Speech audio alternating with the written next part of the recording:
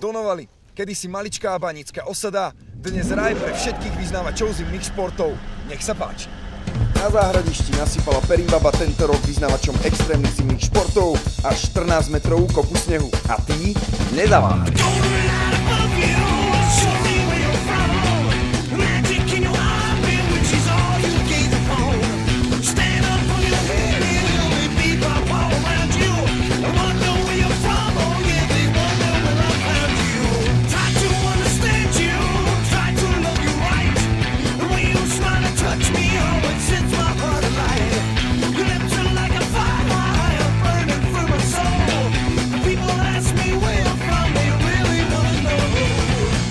Ako dlho už skáčeš na lyžiach?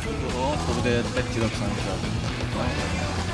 Po 3 rokoch aktívneho lyžovania skáčeš salto na lyžiach?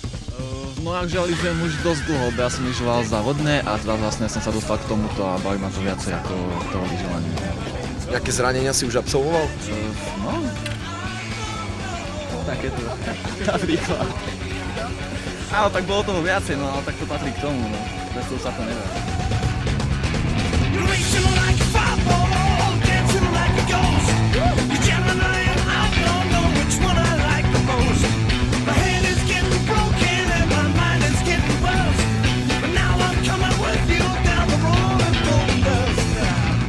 Ako sa snowboarduje na Donovaloch? Veľmi dobré, ako vždycky, nie? Pozerám, že máš aj nejaký cestný lyžák, kde sa ti to stalo? Po Vratnej, na pretekoch, padol som na hlavu, stáva sa.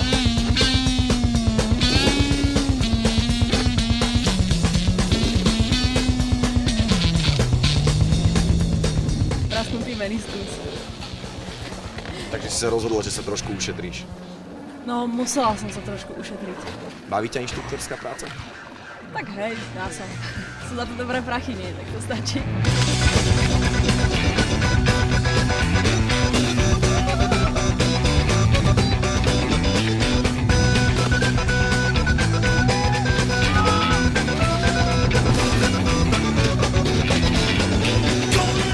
Môžem iba. Je zlomený? Je to zlomené podľa teba? Podľa mňa asi nie. Len trošku to nejako napuchlo. Som akože inštruktor, hej, a akože vo voľných chvíľkach takto sa zabávam do snowboardom. Muselo to takedy prísť z lomeníka.